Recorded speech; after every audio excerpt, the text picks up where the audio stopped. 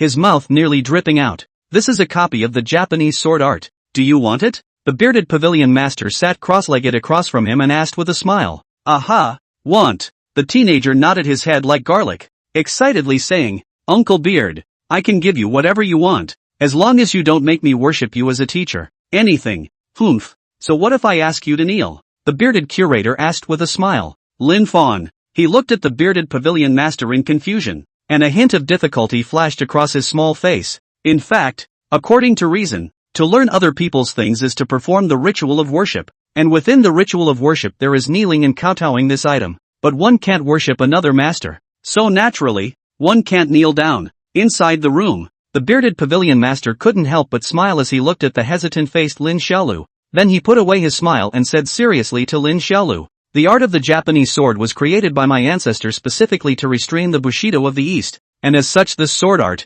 is fundamentally different from other martial arts. Other martial arts, at the time of their creation, were either for self-preservation or for killing the enemy. Unlike the Japanese sword art, it was created to protect the people of Shenzhou from being bullied and humiliated by the Japanese invaders. Therefore, it is a sword art of justice. After saying that, he looked at the 13-year-old Lin Xiaolu in front of him and said, Little one, this pavilion master is 52 years old. In his prime, not the kind of old man who is pedantic. You have extraordinary talent and are indeed a good candidate for martial arts. If you want to take this book of Japanese sword techniques, you can. The master of this pavilion will not take a penny. But you must make 4 poisonous vows. 1. Never use the sword to bully others. Secondly, we will stand up for ourselves when we see injustice. Third, whoever violates our divine land will definitely draw his sword against us. 4. If anyone asks in the future, you must proclaim that this sword art was created by my ancestors of the Qi family. If you violate any of the above 4 rules,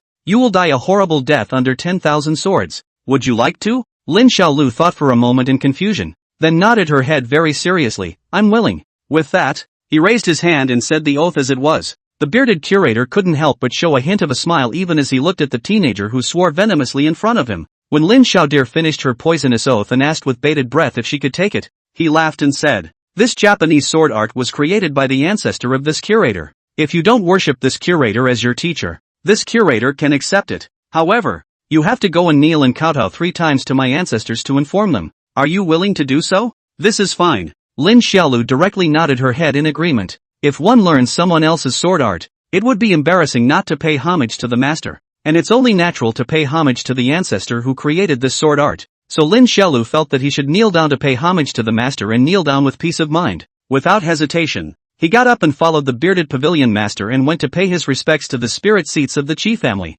offering incense to them one by one, and then respectfully kowtowing 3 times. After that, Lin Xiaodir said goodbye to the bearded pavilion master, very respectfully clasped his fists and bowed to him, then took the pamphlet as if it were a treasure and left the dojo. After returning to the inn, the teenager didn't pay attention to anyone, even lazy to eat, hoofed it back to the room without stopping and began to study the Japanese sword art. He would be setting off again tomorrow, and he wanted to master the art of Japanese swordplay in the shortest possible time. Compared to the Japanese sword art, he had completely mastered the Lisan kick that Tang Long had taught him. But the Japanese sword art wasn't that simple, and he had read the pamphlet in his room before realizing that the 7th style of sprinting, treading, swallow chop and whisking, shedding knife empty were quite a bit more difficult than the Lisan kick. Sprinting, treading, swallow chop, strictly speaking, was a combination of a light skill and a sword technique, except that this light skill was different from the Mandarin duck steps. It was a different kind of light skill that required one to borrow a sword to move. Lin Xiaolu also realized only after watching it.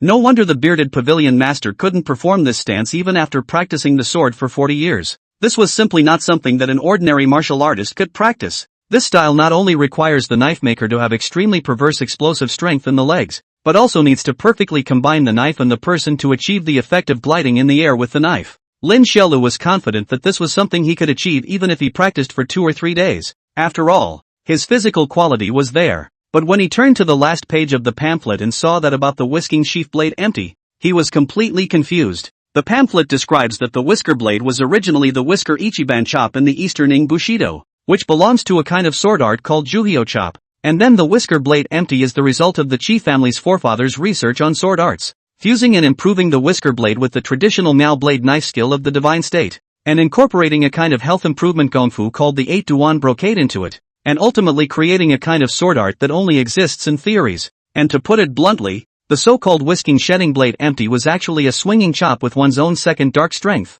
According to the theory in the pamphlet, by integrating the strange chi power similar to the second level of dark power into the sword and swinging it with the full force of the whisker's knife slash, an invisible blade chi could be formed, thus achieving the effect of chopping a person through the air. Of course, if this is for mortal martial artists, it is indeed delusional, because human physical strength is so big, no matter how fast you swing the knife, how much strength, the human body's limit is there, it is impossible to achieve the effect of chopping people through the air. Not to mention that the unusual blade can't support you to play like this. It is very likely that you have just swung the knife. The knife will not be able to hold on to the collapse of the first. But now, Lin Xiaolu, who possessed both the Great Gung bronze weapon and the second dark power, would be an exception. Chapter 164, Arrival at the Lord's Country. Fawn, it's time to eat. Outside the door of the room, Jiang Ning picked a flat stretcher, and the baskets hanging on both sides of the stretcher each held dozens of meat sandwiches. Panting, she wiped the fragrant sweat from her forehead and helplessly continued to knock on the door. Thanks to the fact that he is a martial arts practitioner, otherwise he would not be able to carry so many meat sandwiches. After a long time, the door was opened, and Lin Xiaolu, who had disheveled hair and a disheveled face, appeared in front of Jiang Ning. Looking at the unkempt teenager in front of her, Jiang Ning froze for a moment. What's wrong with you? I can't make the whisker blade empty. Lin Xiaodir blinked her skeptical gaze and said with a bitter, aggrieved face, I thought I could learn it straight away. The sprinting treading swallow chop I'm now sure I can make it, but the whisking she blade empty I can't make it. Jiang Ning, who didn't understand much, was a bit confused. She didn't know what Lin Xiaolu was talking about with the whisking knife, but she could tell that this guy was sad in his heart right now. What the hell? This guy was a hipster all day long, but he's actually upset like this because he can't perform martial arts? At the doorway, Jiang Ning helplessly put down her stretcher and covered her mouth and laughed. You're already strong. Don't suppress yourself too much. Eat first. With that, the sweet maiden carried the basket full of meatloaf to the wine table in his room. The moody Lin Xiaodir skimmed the meat sandwich, sniffled, and then began to take the meat sandwich and stuff it into her mouth without saying a word. Is it good? Aha. The teenager puffed out his cheeks and nodded vaguely. Wait for a few more days. When we arrive at my uncle's vassal state, I'll have my uncle prepare so many delicious food for you. Jiang Ning held his chin and laughed. Then after you restore your country, Ning, you're going to leave? Lin Xiaolu asked as she ate. Right. Jiang Ning nodded his head and laughed. I'm definitely going back to the Great Tang. So you'll have to come see me more often then. He. Good. Once you're gone, we'll be left with me and Unsullied and Flower Butterfly in our team. And then I'll bully Flower Butterfly every day. Put. Jiang Ning couldn't help but laugh out loud and glared at him in a bad mood. How cute Shangguan is. You think about bullying people every day. She's cute as hell. She's so tuggy every day. Lin Xiaolu said vaguely, Ning, you don't worry. In the future you go back to Datong. I'll be your backer. You can come to Amei to look for me if you have any problems. Forget it you. Jiang Ning rolled her arrogant eyes at him. Datong is very far from Amei. And we don't even need a backer since we have the subterranean dragon red tassel. Don't I need it even if I'm this good? Lin Xiaoxue asked in a serious manner while eating. Jiang Ning couldn't help but laugh again as she looked at him with a serious look on her face.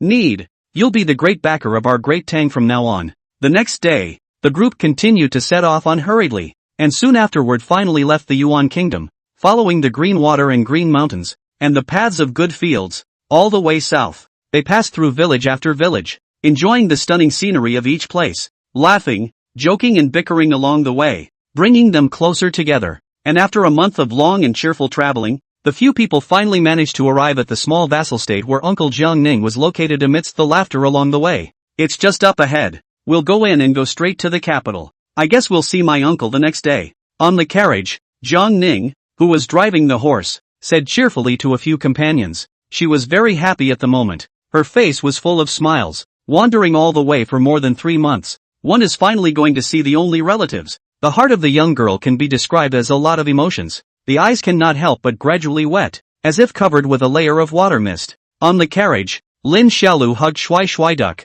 looking curiously at the tall city gates that were getting closer and closer in front of her, and said in surprise, this is a small vassal state? The city gates are simply bigger than those of the Yuan Kingdom, right? Yes. It's much more grand than the city gates of Fufeng back then. Shangguan Shihuan also poked her little head out from within the car curtains, looking around and commenting, although my uncle's vassal state is small, it is very rich. There is hardly a single beggar in the country. so the city gates are naturally built more luxuriously. With a joyful heart, Jiang Ning smiled and explained for the two of them. Alright, then I'm going to eat a lot of good food later, Lin Xiaodir said while twisting her head to look at Unsullied, who was silently chanting scriptures to the carriage. Immaculate. How about we ask Ning to arrange for us to go to the most luxurious brothel here tonight? Let's go and show the girls there what it means to be pure men. When Jiang Ning heard this, she instantly glared at her beautiful eyes and scolded with an unkind smile. Screw you. After a few people chatted blindly for a while, the carriage came to a stop at the city gates. The guard officials and soldiers checking at the gates immediately came up to inspect the carriage, and after seeing Jiang Ning who drove the horse, they were scared to death, and immediately kneeled down on one knee. Unit city guards, meet your highness the princess. The other guards were also startled, and one by one, they paid their respects to the young girl on the carriage, shouting, Unit city guards, meet your highness the eldest princess. On the carriage, Jiang Ning was just about to tell these people to get up, but Lin Xiaolu, who was next to her, suddenly got up holding Handsome Duck and stood on the carriage and laughed. There's no need to be polite. Children, all get up. Ha ha ha ha ha. Jiang Ning, after wringing the guy's hands in a bad mood, Jiang Ning jumped off the carriage and asked the crowd of obeisance guards in front of her. Has Imperial Uncle already received the palace's letter? Back to your highness. His Majesty received a letter from your highness 3 months ago and has been waiting for your highness to arrive in the capital city ever since. Jiang Ning nodded at his words. Her own uncle's vassal state was not large. After all, it was guarded by the Great Tang, and although Unit City was a border city, it was only a day's journey away from the capital city, so she gave a direct order. This palace will not rest here tonight. It is a matter of the safety of the Great Tang, and we will travel to the capital city overnight. As the words fell, the guard at the head immediately lowered his head and loudly responded. Subordinate will go prepare a good carriage and have the guards escort your highness forward together. On the carriage, Lin Xiaolu looked at the dignified and majestic Jiang Ning in front of her, hugging the handsome duck and muttering in a low voice. Ah, Ning is so handsome.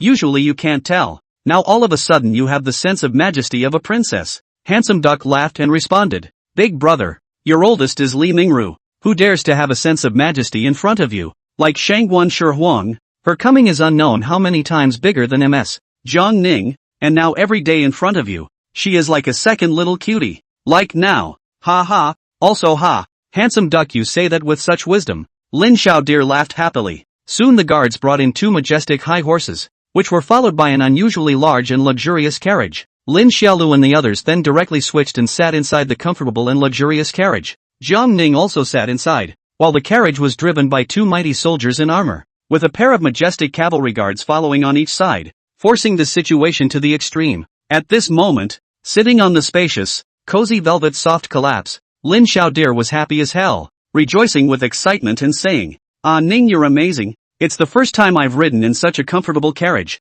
The young girl pursed her lips and laughed lightly, saying together to the 3 people in front of her, Scentless, Shangguan Shi, and Lin Xiaolu, this is nothing. When we arrive at the capital city tomorrow evening, I'll let the Imperial Uncle treat you well. Chapter 165, Imperial Uncle. That night, the carriage rattled on through the night, and Lin Xiaolu hugged Handsome Duck and slept directly in the carriage with Jiang Ning and the others. Although it was said that the spaciousness of this royal carriage was not enough for them to lie down directly, but the several little ones were not ordinary people. Even if it was Jiang Ning that was a mortal, that was a martial artist that had suffered, so the sleep was not too bad. And on the second day, just as the sky dawned, the guards served them a variety of ingredients, which straight away made Lin Xiaolu eat to her heart's content and exclaimed, It's better to be the emperor's lord. Inside the carriage, Lin Xiaodir was half lying on the cushions, patting her little belly and comfortably humming Ching Ching to Jiang Ning. Ah Ning, turn around and I'll tell my sister that if we can't make it in MA, we'll go to the Great Tang together to join you. And based on our relationship, why don't you give me a big official? Jiang Ning laughed and fluttered, while Shangguan Shi on the side hummed disdainfully. When the time comes, I'll give you a position as a grand eunuch, so that everyone else will call you Eunuch Lin. What's a eunuch? Lin Xiaolu asked with a curious look on her face. A great official, specializing in serving the emperor. Then I won't do it. I don't like serving people. Lin Xiaodir had a haughty look on her face, and then spoke to Unsullied. Wushu, you turn back in the Buddhist sect cannot mix, also come to the Great Tang. Let Ning to build a temple for you. Then you will sit in the temple every day to recite the sutra. At that time, let the people of the Great Tang all come to worship you, dozens of times a day to worship, so that you can directly stand on the ground to become a Buddha. But, ha ha ha ha ha. The few people in the carriage burst out laughing, and Unsullied also looked at Lin Xiaodir in shame. trying her best to stifle her laughter. The whole day today, they spent in such a pleasant atmosphere of gossip, until the afternoon at the hour of 5 o'clock. The carriage gradually arrived at the capital city. At this moment, the sun had already set and the sky had darkened. The carriage arrived at the imperial palace in the capital city, and Jiang Ning immediately jumped down from the carriage with excitement, carrying a narrow black cloth bag, while Lin Xiaodir and the others followed along and got out of the carriage. At this moment, the entrance of the majestic and opulent palace was very lively, with countless guards welcoming them, while Jiang Ning's uncle, a middle-aged man whose appearance bore a slight resemblance to Jiang Ning's, was clad in majestic black robes and stood at the entrance of the city to greet him with tear-stained faces. Jiang Ning was also completely unable to control herself the moment she saw the middle-aged man, and her crystalline tears swirled straight in her eyes. In the 3 months since both of her parents had died, this was the first time she had seen a familiar relative. At the entrance of the palace, Lin Xiaolu, holding her handsome duck, stood with unsullied Shangguan Shirwan and the others, watching the middle-aged man talking to Jiang Ning, during which the middle-aged man, who looked as if he was quite nice, cursed Jiang Ning's younger brother, that is, the great Tang trader named Jiang Yuanan, several times. Perhaps it was the fact that there were so few royals left in the great Tang dynasty. The two of them met and chatted for a small half-hour before they remembered that the three of them, Lin Xiaolu, were still standing. Several of you are Ninger's friends, aren't you? And I'm really very thankful to several of you for taking care of Ninger on this journey. The middle-aged man whose eyes were red and swollen from crying expressed his gratitude to the several people with some apologies, and said with a sincere expression, "This king has already prepared a dinner party. A few young warriors can move in and enjoy it, and a few of you can rest assured that when this king recovers the great Tang, he will surely give a few of you a heavy reward." Lin Xiaolu nodded blankly, then hugged handsome duck and looked towards Jiang Ning who was standing behind the man. "Ning, aren't you coming to dinner with us?" Jiang Ning nodded and spoke to the middle-aged man. "Imperial uncle, I'm also a bit hungry." The middle-aged man interrupted her with a smile. "There's no rush. Subterranean dragon red tassel is the right thing to do. Let your friends eat first, and you'll go back to them later." After saying that, he patted Jiang Ning's shoulder and said in a very small voice, "Ninger, don't blame Imperial uncle for thinking too much. You know how important the subterranean dragon red tassel is to our great Tang, and you can't use it when it's in your hands. It's indeed too dangerous." But, the middle-aged man patted her, "Don't worry. Imperial uncle knows in his heart that he won't treat your friends badly. They are all benefactors of our Jiang family." After saying that, the middle-aged man turned around and continued to smile at Lin Xiaodir. "A few young warriors eat first. This king and my poor little niece haven't seen each other for a long time. Naturally, we also have to say something. A few people understand. In a moment, this king will let Jiang Ning go to you." Looking at the imperial uncle in front of her, Jiang Ning was slightly puzzled for a moment, but she didn't say anything else after thinking about it. After all, the submerged dragon red tassel is the only hope for the restoration of the great Tang. The imperial uncle to be careful and cautious some is indeed understandable. She wiped the tears from her eyes and squeezed out a smile,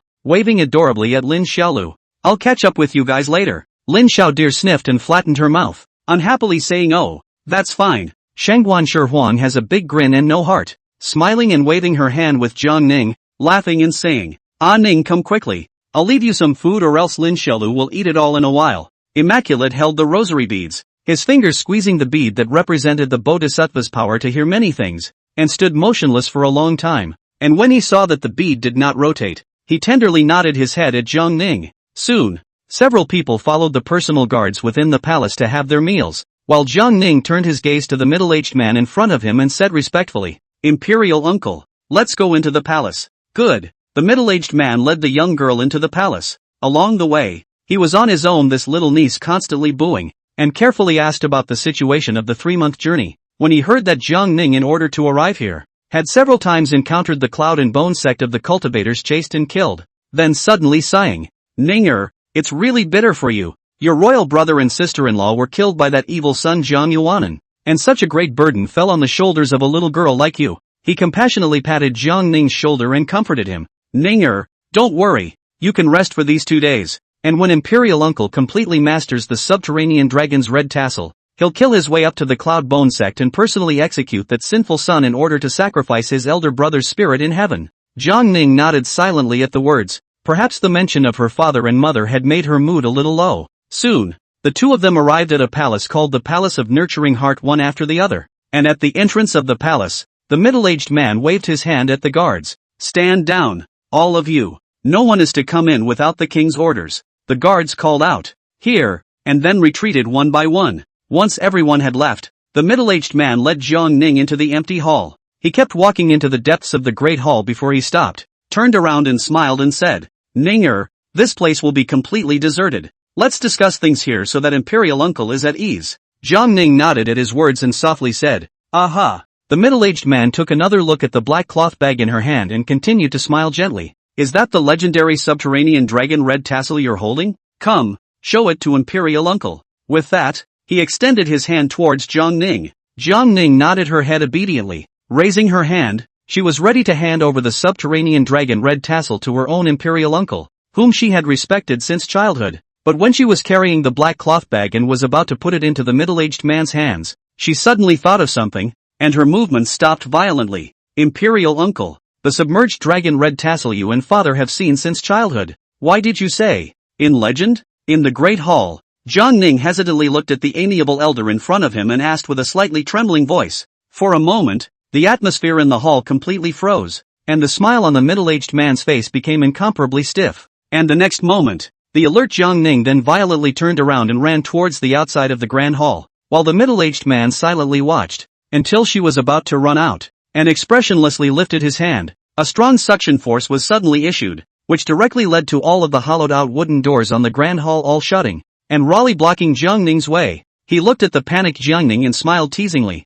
"I'm really sorry, this is the first time I've played someone else. I don't have much experience, so it's inevitable that I'll fall short. Moreover, this seat didn't expect you, a 14-year-old girl doll, to be so vigilant that you could actually find a break in this seat from such a casual remark. Not bad, worthy of being the eldest princess of Great Tang who was known to be both a scholar and a warrior." Chapter 166, I'll be your backer from now on. At this moment, Jiang Ning kept knocking on the closed door with her brute force, but the door had been arranged with a spirit law, so she couldn't push it at all, and she could only hold the black cloth bag tightly and look at the middle-aged man in front of her in horror. "Who are you? Where's my royal uncle?" The two questions were asked tremblingly, but the middle-aged man didn't rush to answer, but continued to smile amiably, and a moment later, his body flashed through a stream of light, and in an instant, he changed from a tall and powerful middle-aged man to an ugly man with a thin figure and a mole on his face. "This seat, Cloud Bone Sect Elder Linghauchen, meet Princess Jiang Ning." He looked at Jiang Ning,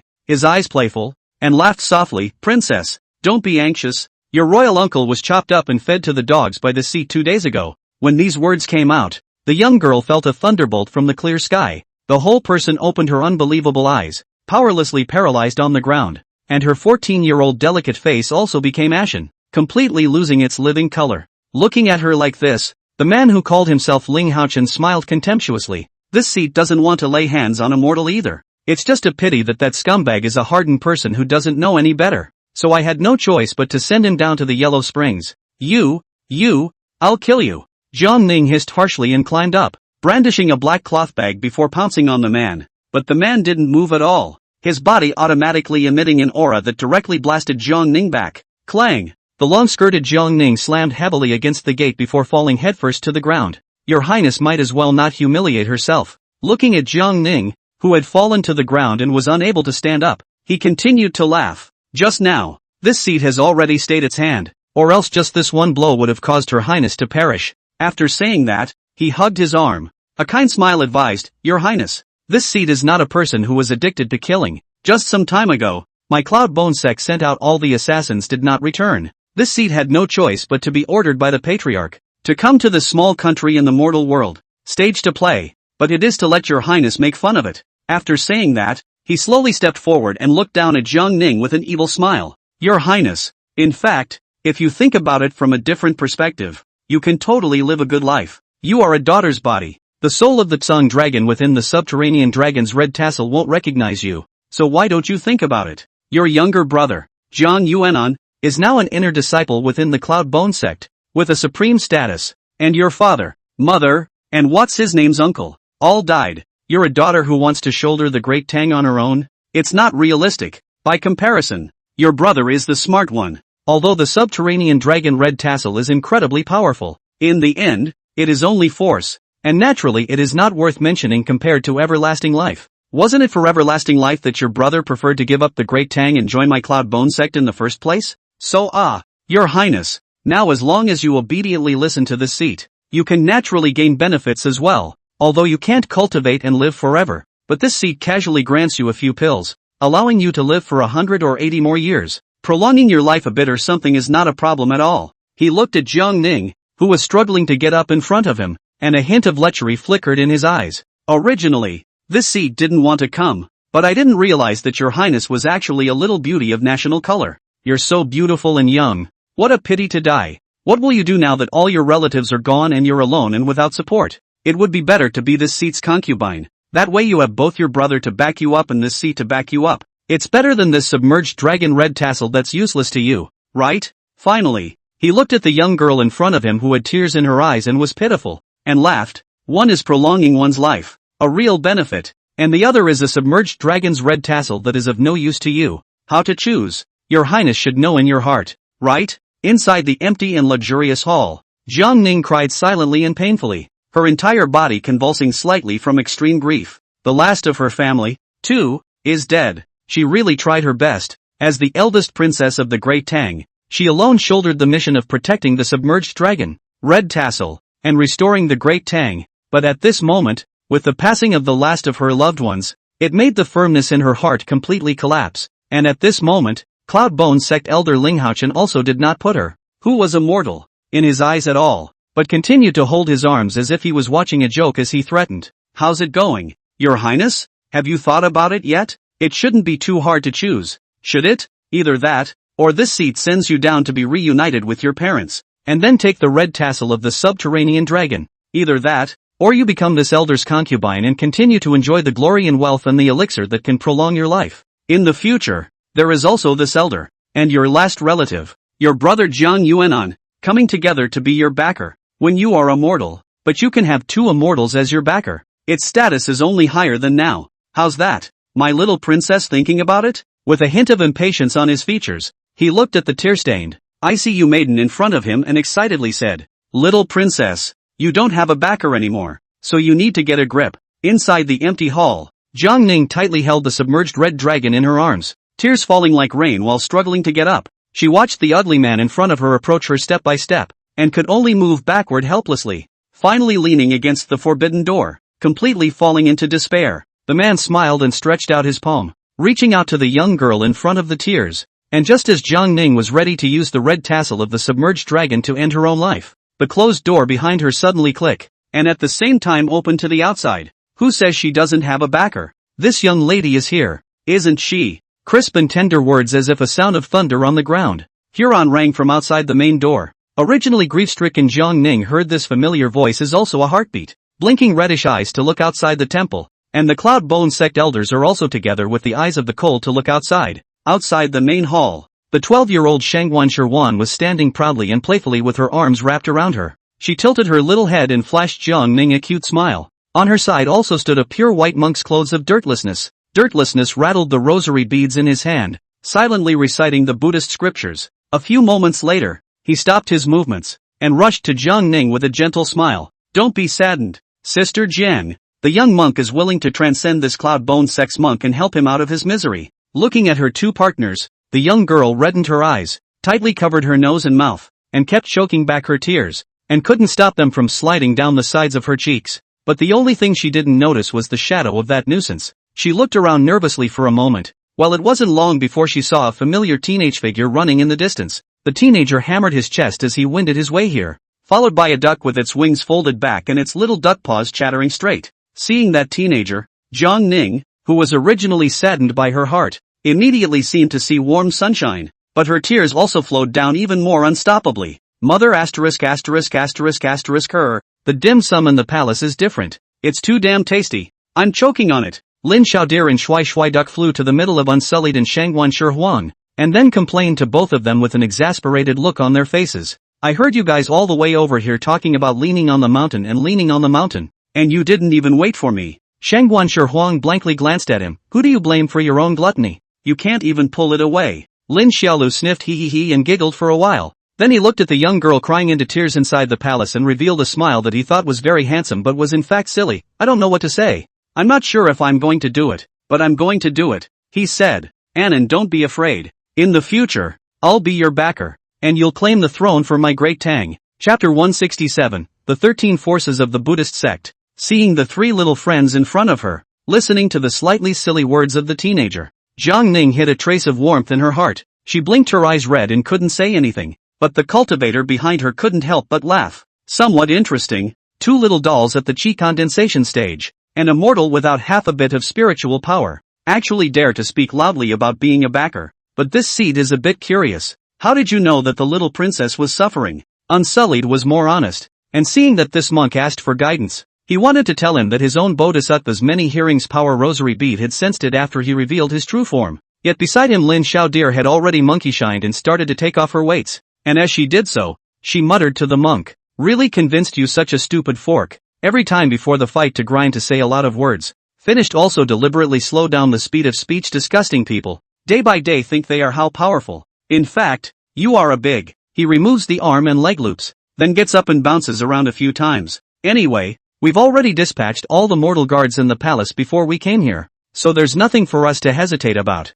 After saying that, he looked at Shangguan Huang, who was also rubbing her fists beside him, and asked with a smile, "Flower butterfly, what about this hillbilly bullying Aining?" Shangguan Huang revealed a devilishly bad smile. "Chop him." As soon as the words fell, Lin Xiaodir and Shangguan Huang did not hesitate to rush out at the same time, the two of them walking side by side. Their speeds were both fast out of the stubble. Behind him, Wushu was confused when he saw the two of them rushing out at the drop of a hat, and it suddenly occurred to him that he didn't seem to have told Lin Xiaolu that this old cultivator was at the Jiedan realm. Lin Xiaolu was a mortal and couldn't see his cultivation. Shangguan Huang's cultivation was only at the second level of chi condensation, and he couldn't even see through the depths of this cultivator. But he was able to use the rosary beads bestowed by his master to sense that this cultivator in front of him was a true Jiedan realm. Jiangning, get out of the way. Look at the knife. Lin Xiaodir leapt into midair in one step, holding the Dagung bronze with both hands and leaning back high, as if his entire body had transformed into a powerful bow drawn into a full moon.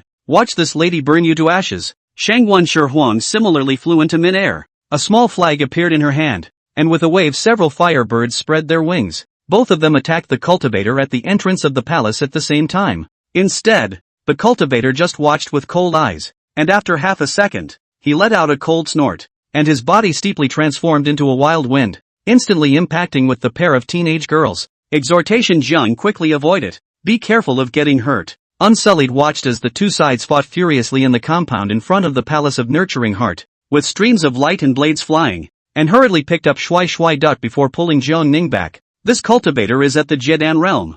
I'm afraid that little deer cultivator and Shangguan cultivator won't be able to deal with it." He pulled Jiang Ning backward into the far corridor while turning to look at the field. At this moment, the two sides had only been fighting intensely for a few seconds, and Lin Xiaodir and Shangguan Huang had already begun to be suppressed. It couldn't be helped. The realm was still too much different after all. Even if Shangguan Huang had more magic treasures and Lin Xiaolu's physical body was stronger, it was almost impossible for them to take down a Jiedan realm at their current age. At this time, the cultivator took a step to leap into the air, and the power of a palm broke Shangguan Huang's more than 10 protective magic treasures in a row, and froze her back, and then swooped down to the bottom, and waved his hand to fling out a curved spirit knife, and blasted back Lin Xiaolu, who was blocking it with her great gung bronze weapon. 1 against 2, easy as pie. Seeing this scene, Unsullied did not hesitate any longer, and after instructing Jiang Ning to be careful, he directly flew towards the location of the fierce battle between the two sides, coming into the middle of the field, and as soon as he flung down the Jiesheim 13 monk power Sabaha rosary beads in his hand. "Although my monk's master is not as wealthy as Shangguan Shui's father, neither is it as invincible as the master of Little Deer Shur's, but the young monk's master is also in his element," he shouted at Shangguan Huang and Lin Xiaolu, who were in the middle of a fierce battle. "Little Deer Cultivator, Shangguan Cultivator, protect the little monk." When he finished speaking, he violently raised the palm of his hand that was wrapped around the rosary beads and fiercely slammed it to the ground. In the next moment, the 13 Sabaha rosaries representing the 13 powers of the Buddha sect violently dispersed. A blinding golden light instantly filled the air from beneath the palm. The 13 powerful compassionate great bodhisattvas of the Buddhist sect have extensively practiced the 10,000 joys formation. Causal power, the power of the good roots of the past life. Karmic power, the teaching power of the good intellect. The power of intention, the power to act as one should. The power of aspiration, the power to seek bodhi. The power of convenience, the power of skillful practice according to the law.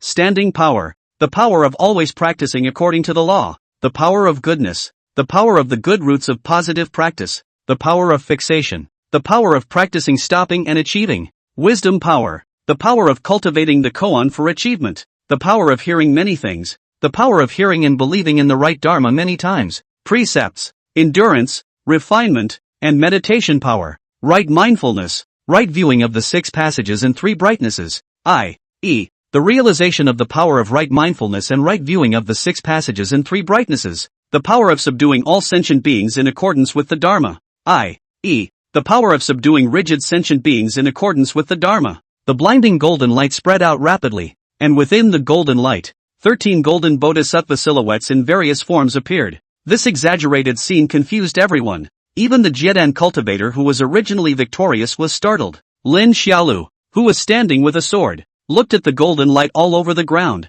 listened to the gusts of Buddhist sounds coming from his ears, and his jaw dropped in surprise, and the Daijing bronze in his hand fell to the ground, smashing out a deep pit. And Shangguan Shihuang, who had suffered some minor injuries, saw the scene and hurriedly shouted at him, Lin Xiaolu, protect Unsullied, make him invite the bodhisattva to his body. Lin Xiaodir was confused by what he heard, although he wasn't quite sure what exactly was the operation of this set of Unsullied. He saw that the cultivator's gaze had been placed on Unsullied, and that the 13 golden shadows were combining with Unsullied. Oh my god, you're too handsome, Unsullied, you're really going to become a Buddha. He hurriedly picked up the Daijing bronze with his toes and caught it in the air with one hand before blocking in front of Unsullied along with Shangguan Shihuang. And at this moment, in the midst of the golden light all over the place, immaculate, dressed in pure white monk's clothes, closed his eyes and slowly chanted the Prajna Paramitha Heart Sutra. This formation of his, performed by his rosary beads, could summon bodhisattvas representing the 13 powers into his body, inheriting a sliver of their divine power for a short period of time, giving himself the power to resist the power of the Jiedan. However, it was also quite restrictive, such as the fact that it could only be used against enemies within a certain range when it was up, which was why he had specifically run here to cast it. Another example is that this method must not be killed after it is uploaded, or it will cause a backlash, etc. And right now, the golden shadows of the 13 bodhisattvas were gradually drawing closer to him. However, the Jiedan cultivator who saw the scene was not the least bit flustered, and directly grinned coldly. This seed is really lucky that I actually managed to obtain such a Buddhist sect Dharma treasure this time. With an instantaneous body he was about to pounce on Unsullied who was silently chanting the Buddhist scriptures. Lin Xiaodir and Shangguan Shihuang who were protecting Unsullied were immediately ready to meet them while roaring in anger and attacking at the same time. Japanese blade technique, Chaotian blade stance. Black and gold lupin. Lin Xiaolu flew on the squatters with his sword as he ran, and the huge Daijing bronze weapon shattered the ground and chopped out a rushing momentum. Shangguan Shihuang, on the other hand, held a black and gold colored delicate fan and fought to make several black arrows fly out at the same time. The Jiedan cultivator frowned slightly. With his arms raised, the surging aura transformed into 2 arcing waves of fury, directly blocking the attacks of these 2 people, and its violent might even swept all the way across, hardening the 2 people to rush away. Pop! Shangguan Shihuang fell headfirst into a lotus pond in the distance. Lin Xiaodir flew out backwards just the same, but as he flew out, he froze and endured the pain of his injuries, taking out 3 flying daggers from his holster and waving his hand to throw them. Chapter 168, The Fierce Dragon's Tail. The 3 flying knives couldn't hurt the Jiedan cultivator at all. They couldn't even make him stop for a moment, and Lin Xiaolu, after throwing these 3 flying knives, immediately did a handsome backflip in midair, landed on one knee, pressed down on the ground with one hand, and plunged into the ground with the knife in the other hand, and then moved all the way back, and used his knees, palms, and the Daijing bronze tool, respectively, to rub out 3 long and deep grooves on the ground. Die for this seat. With a bellowing cry, the Jiedan cultivator blasted his palm at the Unsullied white head, startling Lin Xiaolu, Shangguan Shihuang, and Jiang Ning all. Unsullied, little bald ass. Unsullied, Jodi Jodi, Polo Jodi, Polo Monk Jodi, Bodhi, Sabaha. At the same time as the last sentence of Sabaha was recited, the Jiedan cultivator's curved spirit blade just happened to slash at the Unsullied's head, and the Unsullied opened his reddish golden eyes. His eyes blossomed with a distant and radiant golden aura, and behind him was a huge golden bodhisattva silhouette. Elder cultivator, you are different from the past few cultivators. The past few monks were not able to help themselves, while the old monks, on the other hand, were not able to help themselves. Therefore, the young monk would like to do his best to ferry the old monks. Jiedan cultivator. He froze briefly for a moment, then snorted, playing God. After saying that, he violently launched an attack on Unsullied. and the golden-colored unsullied of his entire body also made a heck of a strike, and his golden spiritual energy even transformed into a conical-shaped artifact in his palm, colliding ferociously with the arcing spiritual blade of the Jiedan cultivator. The wind was raging under the monstrous noise, and the Jiedan cultivator laughed fiercely. A Vajra mortar and pestle? Interesting, little bald donkey. Although your magic treasure is strong, your own cultivation is still too low, and right now you are still no match for this seat. And this lady, inside the pond, the drenched Shangguan Shi once again flew out. The fan in her hand was gone, replaced by a bead floating in her palm. And Lin Xiaodir also wailed and rushed up again, furiously waving the great gung bronze and slashing at his face. At one time, Buddha, Taoism and Devil 3 teenagers means to do all kinds of move spirit method frequently. Its amazing destructive force, the surrounding carved beams and paintings, pavilions have been affected. In an instant will become a piece of rubble. As for the golden light covered immaculate, the strange strength of Lin Xiaolu, and the wildly bombarded Shangguan, the three of them actually really suppressed the Jiedan cultivator when they joined forces. Shangguan, you stay away and blast him. Be careful, don't blast me. Unsullied, hold him so I can pull down his pants and sharpen my sword with his balls. Stinky old man, watch me grind your balls. Ho ho ho ho ho. Click bared, came the piercing sound of sharpening. Ah, little you're reckless. The Jiedan cultivator shrieked in shock and annoyance, and hit Lin Xiaolu with a palm. Lin Xiaolu hurriedly held his sword as a shield, and was sent flying several feet away from his palm, and his body smashed a fake mountain. And after knocking away Lin Xiaodir, the Jiedan cultivator was just about to lift his pants when Unsullied raised his hand and formed a meal of golden lotus flowers and slapped it against the cultivator's face. Boom! The fiery blast exploded directly in the face of the Jiedan cultivator. Immediately after that, the Jiedan cultivator was blasted by another spirit wave swung by Shangguan Shidu. His pants have not yet lifted up, the whole person bare buttocks back and forth, and just in the nick of time, has suffered some minor injuries. Lin Xiaolu violently climbed up from a ground of debris. Instantaneous rush to 4 meters long daging bronze was held by him and midair swung a beautiful blade flower, and then see the cultivator's buttocks. Full strength of a sprint. Put. Ah. A mournful and extremely miserable scream rang out, and the Jiedan cultivator who was sneak attacked fell headfirst to the ground, his hands covering his high pouting buttocks as he lay on the ground sucking in his breath in pain. Ho ho ho ho ho ho. Lin Xiaodir carried the machete with the tip of the blade stained with blood, happily letting out a magical laugh, and just as he was flying up in happiness, the screaming Jiedan cultivator in front of him suddenly stormed out, and with a flash of the nascent sword in his hand, a long and narrow curved blade magic weapon suddenly appeared in his palm. This seat will make your lives worse than death. Angry to the extreme, the Jiedan cultivator violently flew high into the air and came above the imperial city, putting his pants on as soon as he could, and then the curved sword in his hand lit up with a gust of red aura. Unsullied and Shangguan Shi, who had inherited the Bodhisattva's spiritual power, glanced at each other, and then flew up together without hesitation, going straight up into the clouds. Lin Xiaodir didn't know how to fly and could only look on from below with dry eyes. In the sky, the Jiedan cultivator let out a hysterical roar, holding his scimitar high in the air, and then swung it vigorously, and a huge piece of red aura was then chopped out, fiercely falling towards the Unsullied and Shangguan who were flying below. On the other hand,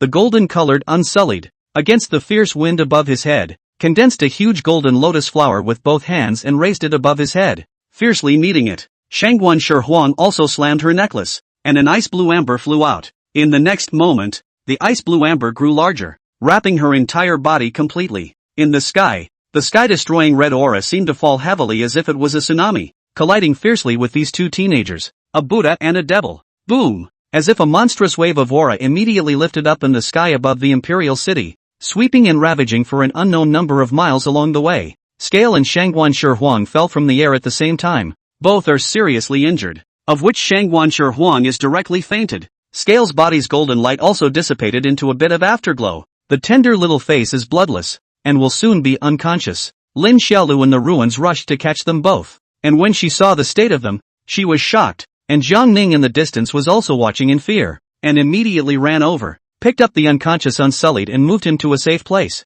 and then carried Shangguan Shi away as well. Boom! The Jiedan cultivator fell, smashing a deep pit in the ground between the dust. Phew! He took a few heavy breaths, his whole body exhausted. Just now, this spirit law had used up almost all of his own chi, and his own body was now injured, of which his chrysanthemums and eggs were still vaguely painful. I really didn't expect that these three brats in front of me, who were clearly at the strength of the chi condensation realm, would each explode with a power close to that of a Jedan? No wonder the cultivators sent out by the sect all returned without any success, and many of them even didn't come back again. But fortunately, there is only one of these three brats left now. Holding his spirit blade artifact, he looked at the silent teenager in front of him and smiled. What? You're not convinced after watching your companion get seriously injured by this seat? The young man stood in the grounds that had become ruins, similarly looking at the Jedan cultivator in front of him with deep anger hanging on his face. Then, without a word, he flew straight up and swung his sword. Clank! The great gung bronze weapon slashed fiercely at the Jedan cultivator's curved sword magic weapon, making ear-piercing metal clashing sounds. The two knives, one vertical and one horizontal, leaned together in a cross shape, and the Jedan cultivator looked at the angry Lin Xiaolu through the blades with a cold smile. You little brat had so much flirty talk just now, and you even rubbed this seat's eggs. Why are you not saying a word now? Come, say something. Bah! Lin Xiaodir directly spat in his face, then indignantly rose up and punched the back of Dagung Bronze's blade. The second dark power. Clang! The powerful penetrating force bounced off the curved knife and the Jedan cultivator's hand directly through the Dagung Bronze. And then Lin Xiaolu picked up the knife and leaped in place. And with a violent wind sound, she turned around and kicked out a ferocious and extremely fierce back-swinging leg. Li Sanleg, Fierce Dragon Swinging Tail. Chapter 169, Spirit Sword Bombardment. Bang! The already weak Jedan cultivator was caught off guard, and was staggered by this back-swinging leg kick with a second level of dark energy, and one of his teeth flew out. Little doll! You seek death! With a furious roar, the cultivator raised his hand and erupted several spirit spells, but they were all blocked by Lin Xiaolu with the great gung bronze weapon. The teenager used his right hand to put on the bronze ring on the Dagung Bronze and used it as a shield to charge with a roar of rage, blocking several attacks and then directly using this 4-meter-long shield to fiercely crash out of the Iron Mountain Reliance. The Jedan cultivator also didn't hesitate and raised his palm to slap on the rushing Dagung Bronze. Although his spiritual energy had almost dried up and his lower body still had bursts of severe pain coming from time to time, he was still able to repel Lin Xiaolu with his pure cultivation, and then raised the curved sword in his hand to slash. In the middle of the field, the two of them completely started a one-on-one fight, and the Xiuxian spiritual energy spread out in all directions, blasting the already tattered field around them into constant tremors. Lin Xiaolu, on the other hand, froze and fought back and forth with him by virtue of his strong physique and a full body of divine state martial arts. He also saw that this Jedan cultivator's curved sword is simply used to perform spiritual magic.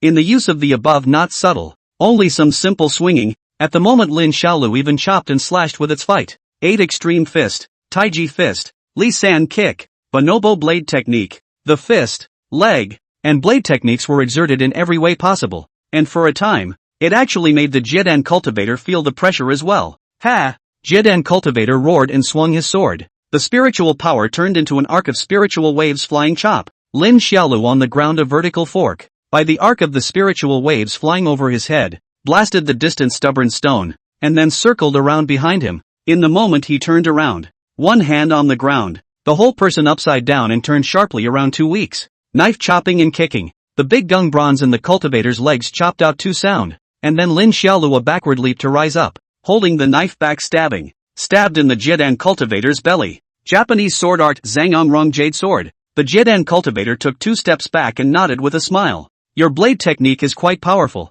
but it's just a pity that you can't hurt this seat at all. The teenager frowned and was just about to scold him twice to cheer him up, when the Jedan cultivator swung his sword once again to slash out an arc-shaped spirit blade. Looking at the whistling spirit knife, the teenager's whole body tensed, a fast to the extreme left withdrawal step to move to the left, and then crouched on the ground, posture lowered to the extreme. The large gung bronze weapon was also held high behind him. Boom! The spiritual energy landed behind where he had been standing, shattering a large hole in the stone steps in front of the Hall of Nurturing Heart. At the same time, Lin Xiaodir, whose posture was infinitely lowered, fiercely stomped on the ground, and the whole person, like a cheetah out of its cage, darted forward with a speed so fast that it was astonishing, and swung the knife horizontally and then turned the knife to slant and chop. Japanese sword art Fushu Jedi sword stance. Clank! The Fuhu Jejia blade stance was a blade technique that first dodged and then unleashed its full strength to execute the Batusai chop, which emphasized on killing with a single blow, compared to the chopping post Rong Jade sword,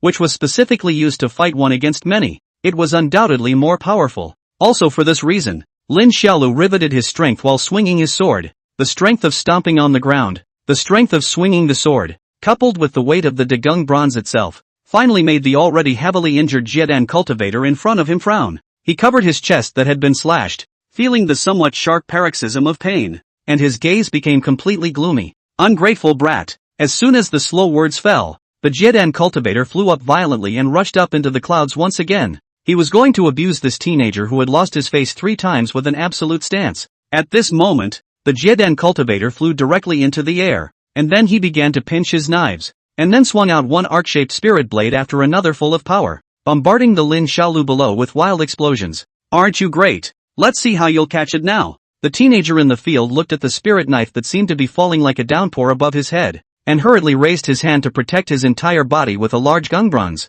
Boom boom boom boom. Dense spirit blades poured onto the huge Daijing bronze, blasting and smashing Lin Xiaolu into a continuous downward spiral. Little doll, you're dead today. The Jiedan cultivator laughed recklessly while continuously waving the little remaining aura in his body. You think that just because your physical body is a little stronger, you can be compared to an immortal cultivator? Ridiculous. Boom boom boom boom. Lin Xiaolu hid under the great gung bronze, holding her head, dead with the great gung bronze to protect her whole body. The whole person was shocked by the constant trembling. The distant Jiang Ning and Shui Shui Duck also watched the heart jumping. From their vision, the entire garden in front of the Palace of Nurturing Heart had turned into a huge deep pit full of devastation, and Lin Xiaodir was even deadened by the dense rain of spirit swords at the very bottom of the pit. In the sky, the cultivators were madly releasing their spirit knives, wave after wave without stopping, bombarding the entire imperial city with constant tremors, and many of the surrounding palaces were even directly collapsed, as if they were going to use their spirit knives to completely bury Lin Xiaolu. Jiang Ning watched with tears streaming down her face, her palms holding the black cloth bag in a death grip as she hesitated to give the subterranean dragon red tassel and the password to the Cloud Bone sect. Whether it was Fawn, Unsullied, Shangwan, or Handsome Duck, she didn't want anything to happen to them. Ha ha ha ha ha. High in the sky, the Jiedan cultivator painfully gave a wild bombardment, and at the same time condescendingly shouted loudly, "Why don't you say anything? Aren't you quite talkative? Say something. Speak. Say something." Boom boom boom boom. Along with his roar, the last wave of bombardment finally ended, and the Jiedan cultivator, whose spiritual energy was almost completely depleted in his body, also looked down at the huge deep pit below, which was covered by thick dust, and gasped heavily. Jiang Ning and Handsome Duck were also looking at the thick smoke in front of them with some despair. Handsome Duck is sad. He feels that he has to change a big leg to hold. Well, Flower Butterfly is good, and rich. The old father is still powerful, although it is not as good as Li Mingru. Right, but it is also good. At this moment, the Jiedan cultivator stood proudly in the air, watching the dust below gradually dissipate, and his lips couldn't help but curl up, and when his confident lips curled halfway, he froze. Inside the deep pit below, Lin Xiaolu, who was covered in wounds and sunk into the mud, dragged the Daijing bronze and climbed out of the mud. He was covered in bruises, including a bit of scarlet on his left calf. But he's not dead. Jiang Ning was pleasantly surprised to see this scene, while Handsome Duck was also surprised with his duck eyes wide open. Well, how could he or she change big brothers? He or she is a loyal and handsome duck. Inside the pit, the teenager staggered to his feet, spat, held his sword, raised his head, looked toward the Jiedan cultivator in the sky as if he had seen a ghost, and mocked. Is that all you've got? The Jiedan cultivator looked at Lin Xiaolu with disbelief. He knew how powerful his bombardment that lasted for so long just now was, and this little doll was actually still alive. While he was being surprised, Lin Xiaolu below suddenly violently flung the huge blade in his hand, and the 4-meter-long Daijing bronze weapon was suddenly transformed into a huge flying sword that was thrown out by him, as if it was a bronze and iron pillar that went straight up into the clouds.